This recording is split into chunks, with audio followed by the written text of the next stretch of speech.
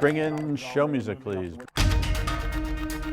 This is Squawk Pod, and I'm CNBC producer Cameron Costa. On today's episode, one step closer to ending the shutdown, but lawmakers still have a long way to go through the Senate and then the House. Why doesn't the House come back now? Hello, come back, put this together. And finally, the president's desk. The shutdown's impact won't end with a resolution, though. Flight cancellations and staffing shortages are grounding travelers across the country. What you need to know for your travels with the points guy, Brian Kelly. Your flight may be canceled, but don't assume the airline's going to even notify you, let alone rebook you. Often you have to go in and select. Then, where Democrats go from here. Once a fundraiser for President Obama, real estate entrepreneur Don Peebles is adrift from his own party. But he's ready to receive New Yorkers who are fleeing to Florida. The volume of interest is picking up rapidly for condos and single-family homes in Miami and Palm Beach and Broward County. Those conversations, plus two MLB pitchers charged with taking bribes. CNBC's Contessa Brewer has the story on the scandal. It's this betrayal of the sport that so many people love that is raising concerns about how fast, how widespread sports gambling has become. All that and much more this Monday, November 10th. Squawk Pod begins right now. Stand Becky by in 3, 2, 1. Cue it, please. Good morning, everybody. Welcome to Squawk Box right here on CNBC. We are live from the NASDAQ market site in Times Square. I'm Becky Quick along with Joe Kernen and Andrew Ross Sorkin, and happy Monday. 3/5 of the Senate duly chosen and sworn, having voted in the affirmative. The motion upon reconsideration is agreed to. Now let's get you caught up on what's going on in Washington over the weekend. The Senate now taking a first step towards ending that more than 40-day now long government shutdown. Emily Wilkins is, I don't know if you slept for the last 72 hours. Where are we? Well, Andrew, we have a breakthrough. Congress has broken through the logjam, and they now appear to be on this glide path to reopen the government. Now, what happened last night is 8 Senate Democrats, we've been looking for that number for the last 40 days. They joined with Republicans to take that first steps to pass a funding bill, finally again hitting that 60-vote threshold. And look, there are going to be a few more votes in the Senate. We've got to have at least one more vote in the House. But at this point, the shutdown could be done within the next couple days and within the next week. Now, the agreement that they put together, it funds part of the government, including things like SNAP, agriculture, veterans programs for the rest of the 2026 fiscal year. For the rest of the government, it continues funding until January 30th. It also goes ahead and reverses those attempted firings of federal employees during the shutdown, make sure that all the federal employees are going to get their back pay. And Democrats have been promised a vote on extending those healthcare tax credits by the second week of December on a bill of their choosing. And while, again, these 8 Democrats, they've said the deal on the table right now, it's the best they were going to get, others within their party, including Senate Minority Leader Chuck Schumer, were livid that the shutdown is going to end with no concrete deal on those healthcare tax credits. I must vote no. This healthcare crisis is so severe, so urgent, so devastating for families back home that I cannot in good faith support this CR that fails to address the healthcare crisis. The Senate will meet today to keep moving this package forward. The House is also expected to return this week, and they're going to need to pass the Senate's agreement before this is over. Guys? So, in terms of timing, what does this actually look like to you? So, Andrew, this could go very quickly as long as you have agreement from every single senator that they want this to end soon. And we have already heard Senator Rand Paul has some concerns with the bill. Remember, he's that one Republican who has voted no. He could potentially hold things up. Really, any one senator could. But a lot of the senators also recognize that there is a lot of pain between the flights, between federal employees not getting paid, between all the back and forth we've seen with food assistance. House, meanwhile, they've been told they've got a 36-hour time window in which they could be called back, and they are expected to be called back at some point this week. So I would say anything can happen, but right now, safe bet that this is done by Friday. That's Emily, the Republicans saw 10 to 12 Democrats are going to go for it. But as usual, Most of them wanted cover, and so they got exactly the number they needed. Some of them are retiring or not running for re-election. But any of the other ones that, I don't know, want to pretend that they're, just holding firm. So if Rand Paul went, they'd easily get one of those other ones that think they want to do it, obviously, that they're going to reopen the government finally. They're folding. Why doesn't the House come back now? Because the additional days that it's going to take to open this up at this point, hello, come back, put this together. And I mean, Becky, if is Joe I right? was a member of the House, I'd be getting on a plane right now. They thought they were getting 10. They thought they were getting 10 to 12. Good luck getting on a plane. They're all canceled. That's why I'm here. Yeah. That's the next story. That's why I now, but that's the next story we're talking about. Now it's getting serious. This next story. Because of the private planes. Yes. We discussed this last week. That was my idea. Let's. Yes, but you were pushed in Teterboro, which was actually the wrong. I actually thought about it afterwards. Teterboro was the wrong call. What they're doing here is the right call. We can. Anyway, explain to the audience what we're talking about. The FAA, this out in the last hour, is going to prohibit most private jets at 12 major airports amid air traffic controller shortages. Flight reduction ordered last week did not include private flights. A business aviation trade group said in a statement that the new restrictions will effectively prohibit business aviation at those 12 airports on the list: Chicago, O'Hare, JFK, Newark, Liberty, LAX, and Reagan National. My idea, Becky, was you get Liz Warren and Bernie Sanders having to fly commercial, and that's going to end very quickly. And then the other thing, Andrew, which you didn't think about, the big climate change conference starting today down in Brazil. No one will be able to get there. None of the climate changers will be able to get down to Brazil without taking their private jets and parking them all in the. That's all. That's my commentary. I know it's Monday. Come on, lighten up. How's your Oura ring? Is it okay? My Oura ring's okay. Okay. Oura ring's okay. All right. So they did. No, but so what they I did was thinking about was how'd you get back here? We were without Delta. Delta did great. Doesn't Delta have a private jet unit? It's got like wheels up or something. Right? Delta out of Austin was doing great. Were you in 1A or where? No, I was not in 1A. 2A. Yeah, you don't like the bulkhead. I was in 4D. 4D. No, what we were thinking about last week, we were talking about whether they should shut down Teterboro. But the truth is, shutting down Teterboro, actually, I was thinking doesn't help. Tell me why. No, because those air traffic controllers can't actually be, you can't shift them overnight to some other airport to a bigger where somehow with it's not going to help them. Okay. So the better move is to do this, which is to effectively stop it out of the big airports. This was our idea. So I don't know whether they were watching. We can only hope. We can only hope they were watching us on Friday. The ridiculousness of this entire situation at this point. Please go back to work. And Hakeem Jeffries totally ticked me off. He said they're going to fight it in the House at this point when it comes back to the House to do this.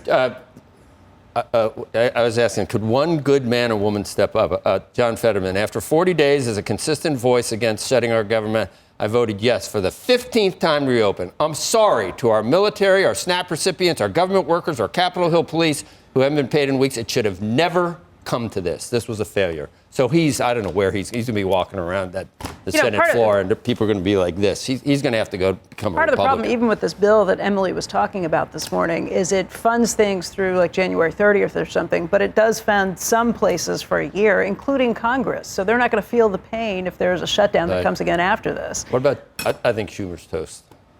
You can't hold your party together. You can't maintain it. I don't know why you would go around saying we're going to continue to fight this. The left flank is furious. God, Chris Murphy has lost his mind. Why? What did he say? Oh, he's just been through all of this. Connecticut, is it that blue? I guess it is, huh? Yeah. That's what they want in their elected people, I guess. All right, President Trump, meantime, praising his administration's tariffs and questioning whether the Supreme Court has the power to restrain his ability to impose them. The president posting about this on Truth Social, on social media over the weekend after several Supreme Court justices seemed skeptical of the administration's tariff arguments last week. Trump said that the idea that a president could halt all trade with a country yet still be restrained from putting tariffs on it was, in his words, ridiculous. Earlier, he called people who are against tariffs fools and said a dividend of at least $2,000 a person, not including high-income people, will be paid to everyone.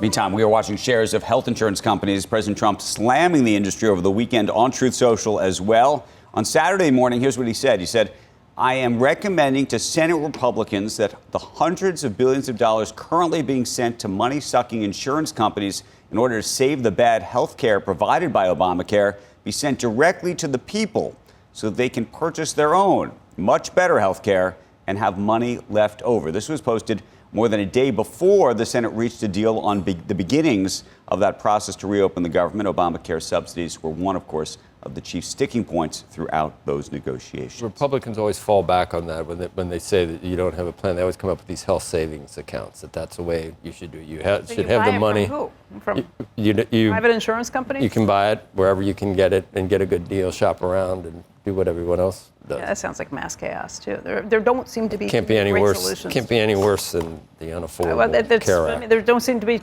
any great solutions to any of this, at least not in the immediate term. If you had money, what I'm worried, I mean, you got to spend it on that. That's my immediate concern. It'd be in one of those accounts. I mean, you can't just send out. Yeah. You can't send out money and expect people. It's like, well, maybe I feel pretty good. I might go on vacation. You need to spend it on health care. If you're going to be doing this. Yeah. Another sports betting scandal has erupted, this time in Major League Baseball. Contessa Brewer joins us now with more. Good morning. Good morning. Yeah, federal prosecutors have indicted 2 Cleveland Guardians pitchers, Emmanuel Clase and Luis Ortiz, are accused of rigging their pitches to allow bettors to profit in a scheme worth nearly $500,000. Clase's star is a star closer, and Ortiz is a starting pitcher, both from the Dominican Republic and both facing a slew of federal charges, conspiracy related to wire fraud, money laundering, and more.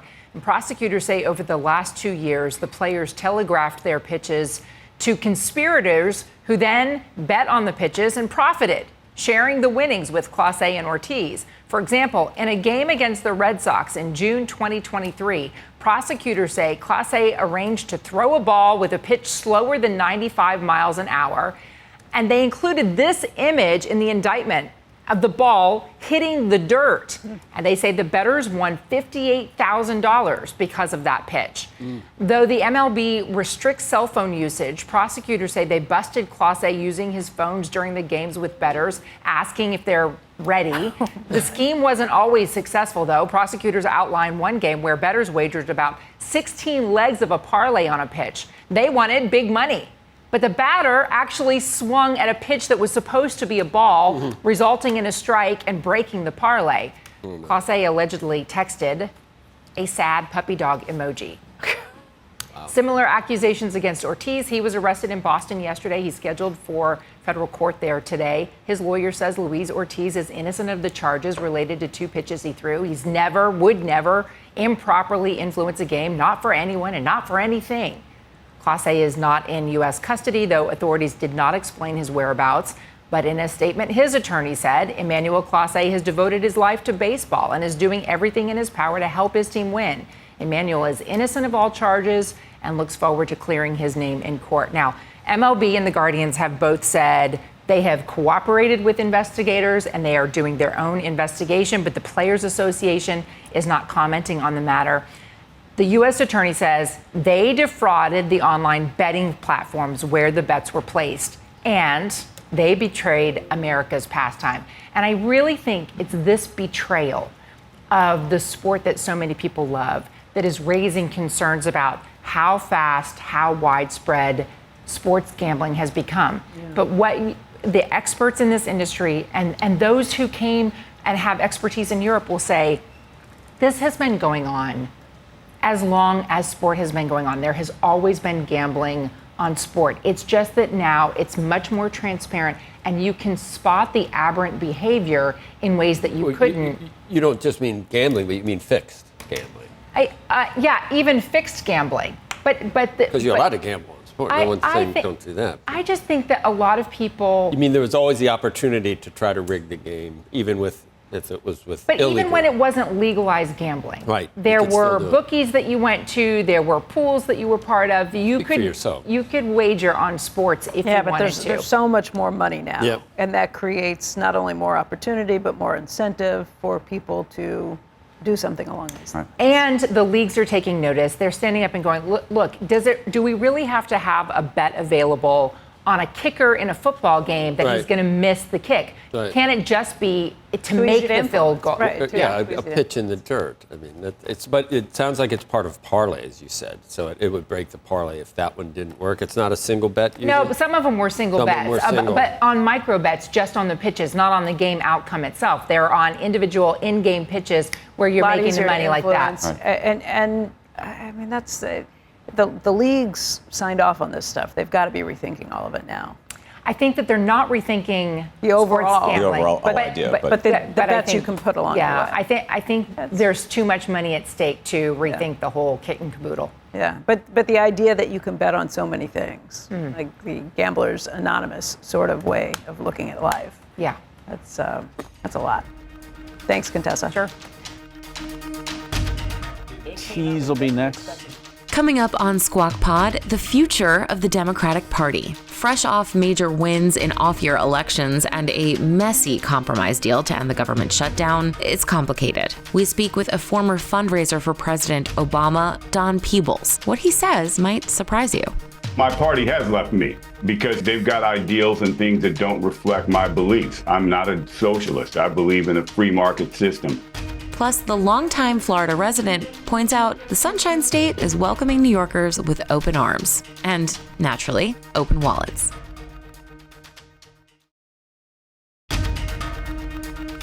This is Squawk Pod. Up and Andrew, Q.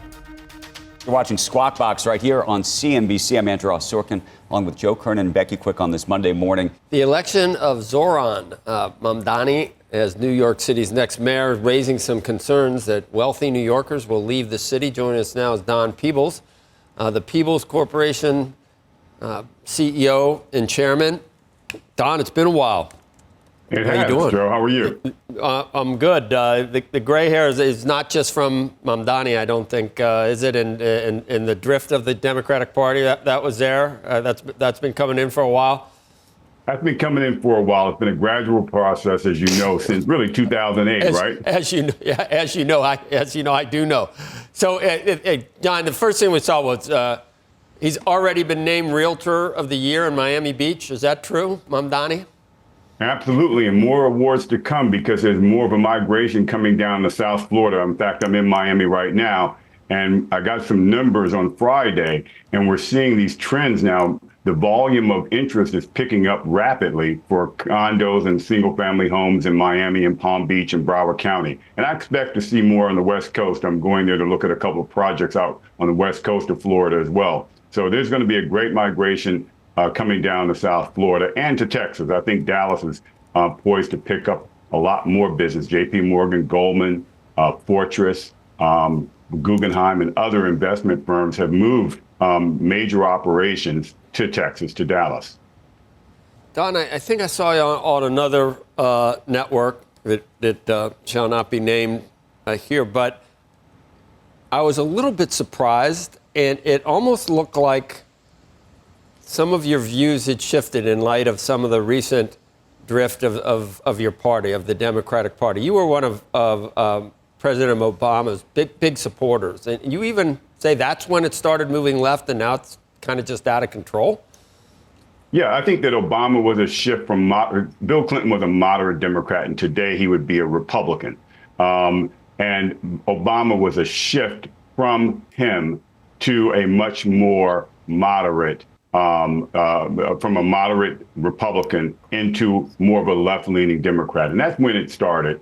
And interestingly enough, by the way, the reason I think that Mamdani was so successful politically is he had the same head of ground operations that we had with Obama, Patrick Gaspar. So Patrick ran President Obama's campaign on the ground game, and they had record turnouts, especially for minority voters in urban centers. And if you look at what happened with Mamdani, it was the turnout that brought him to the promised land in terms of his victory. So what are you a man without a country now? Don, where do you land at this point?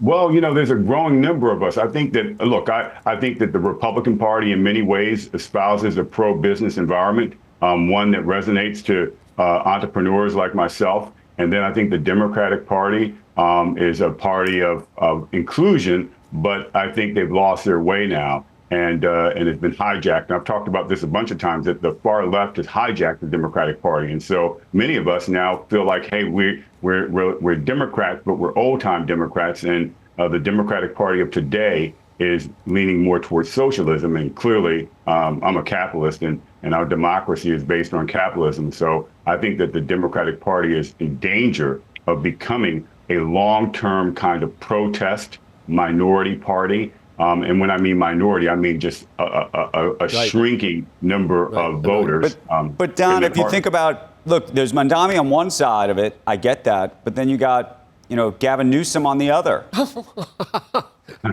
Sorry, I'm sorry. Don't laugh. I'm just saying. I'm saying of the people. Does he represent someone moderate?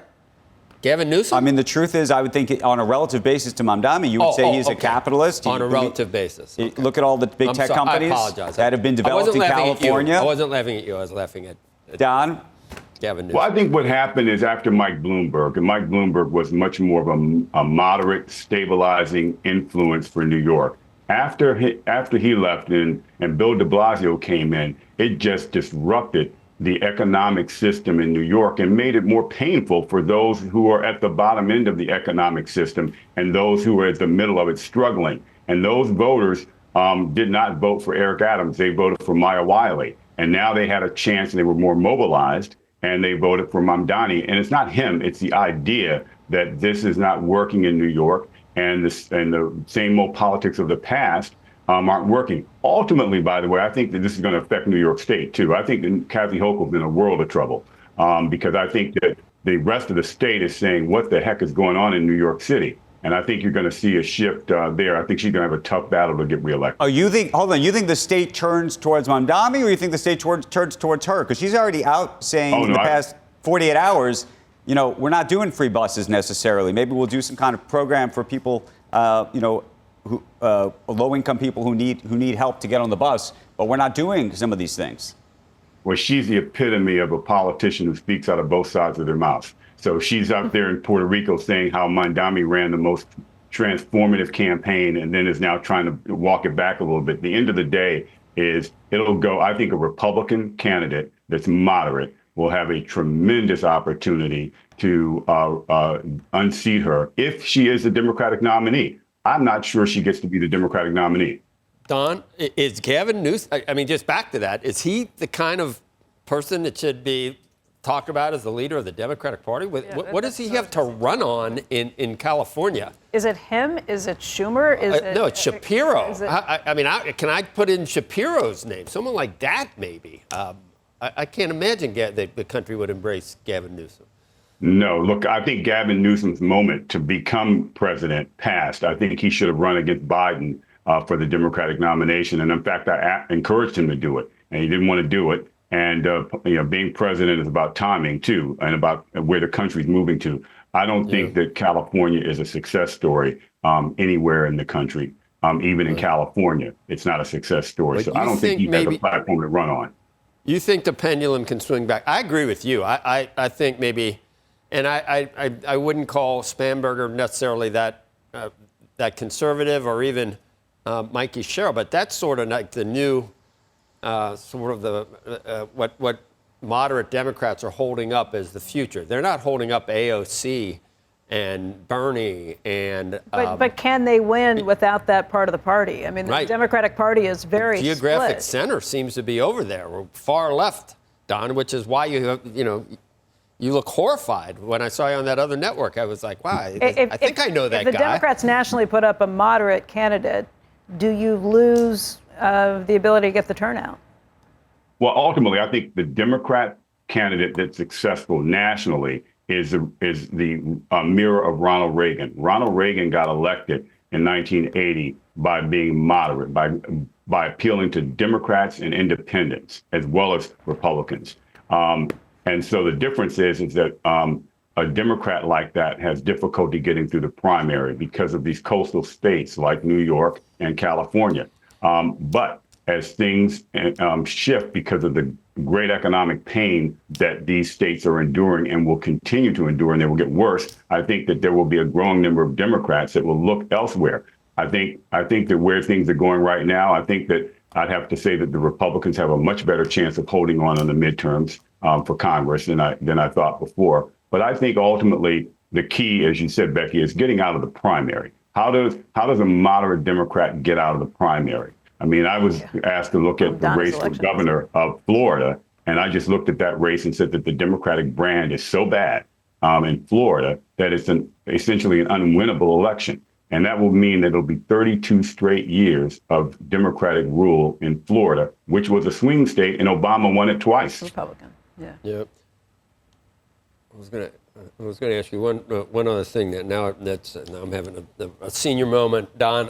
All right, I'm not sure. Oh, Bill Maher. Someone said people are going to move out of New York, and people don't actually do that. When they say they're going to do it after an election, they don't actually do it. And the person arguing with him said, "Look what happened in California. There's been a mass exodus of people, wealthy people from California." You believe at this point that you will see an exodus of wealthy individuals from New York City at this point? Yeah, you're already seeing that, Joe. And by the way, think about it this way. 45,000 taxpayers pay nearly 50% of the income taxes in New York City.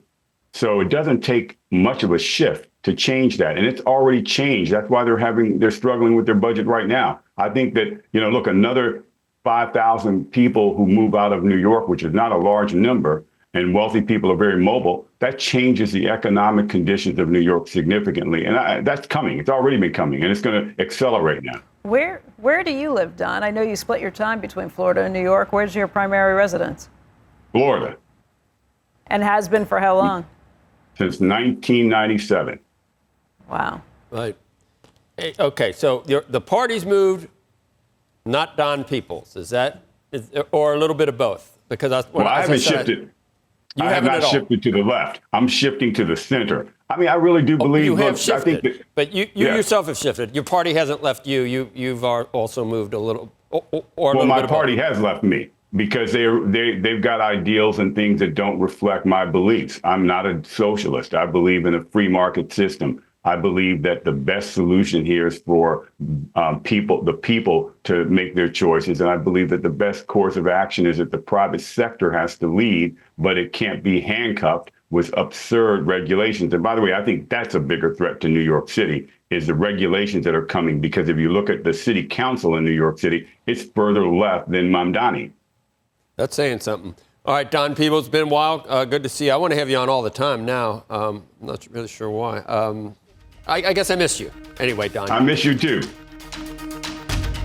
Next on Squawk Pod, massive flight delays and cancellations across the country as the FAA limits air traffic on staffing concerns. The points guy Brian Kelly on the mess on America's runways. Remember, air traffic controllers and TSA agents still aren't getting paid for another month. So it's going to be a while before we're back to normal. You're listening to Squawk Pod. Up and Becky, Q.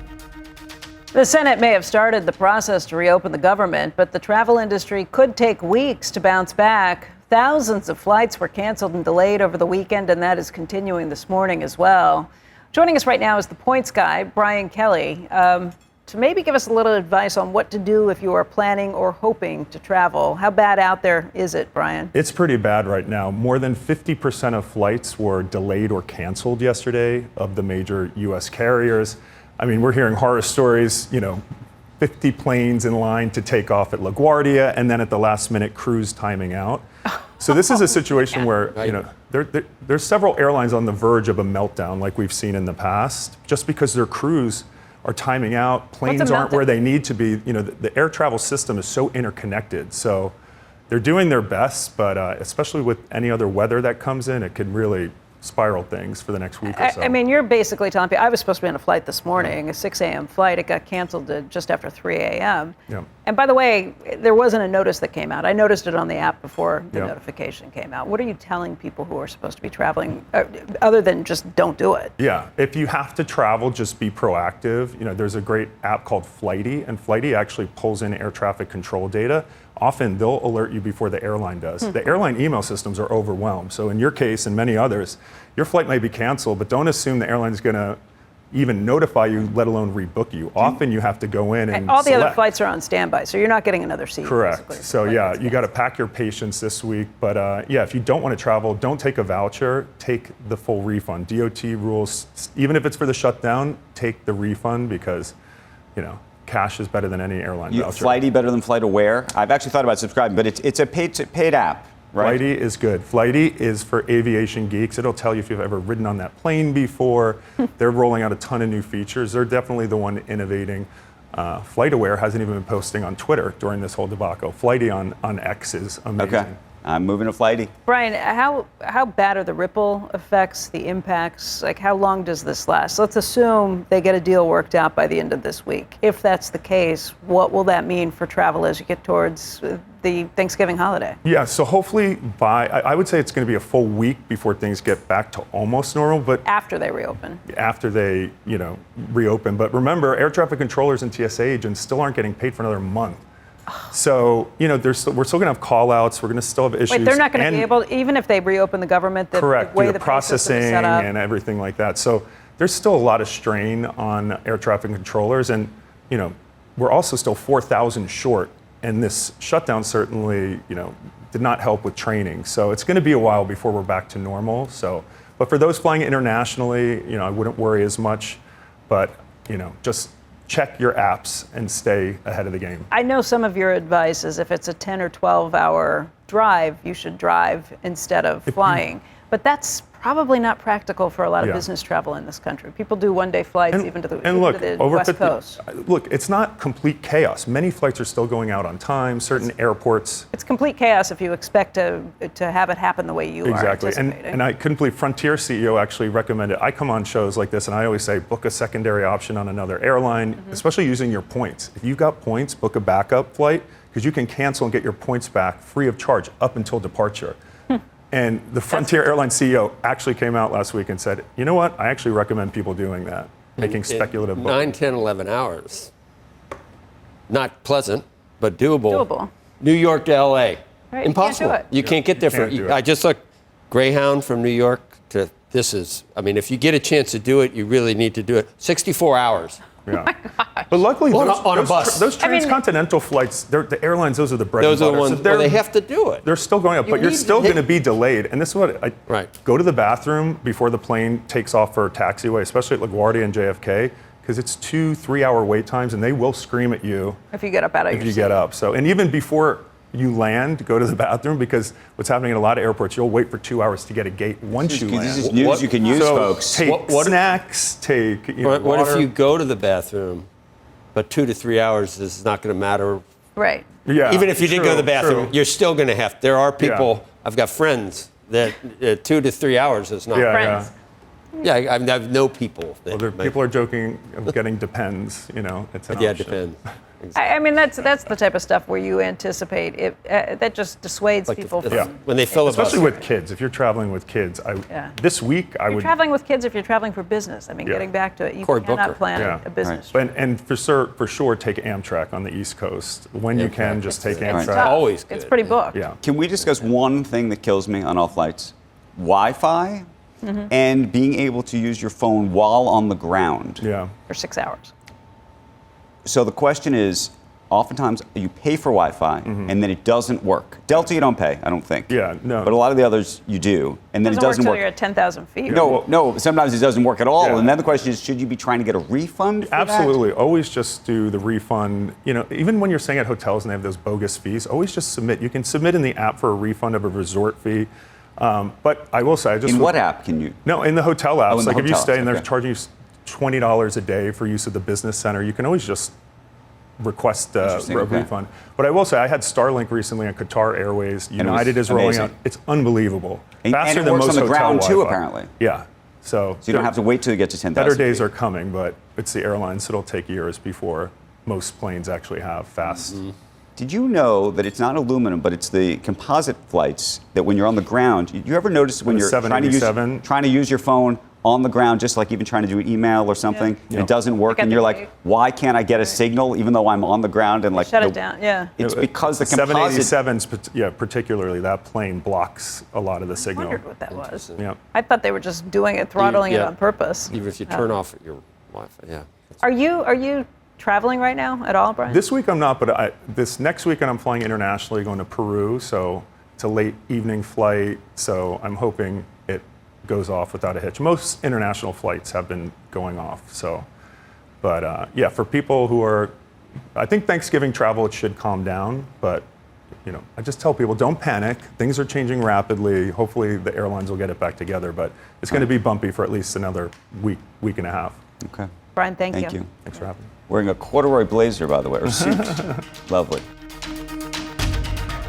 That's the podcast for today. Thank you for listening, as always. Squawk Box is hosted by Joe Kernen, Becky Quick, and Andrew Ross Sorkin, weekday mornings on CNBC starting at 6 a.m. Eastern. To get the best bits of that TV show right into your ears, follow Squawk Pod wherever you get your podcasts. We'll meet you right back here tomorrow. Have a great day. We are clear. Thanks, guys.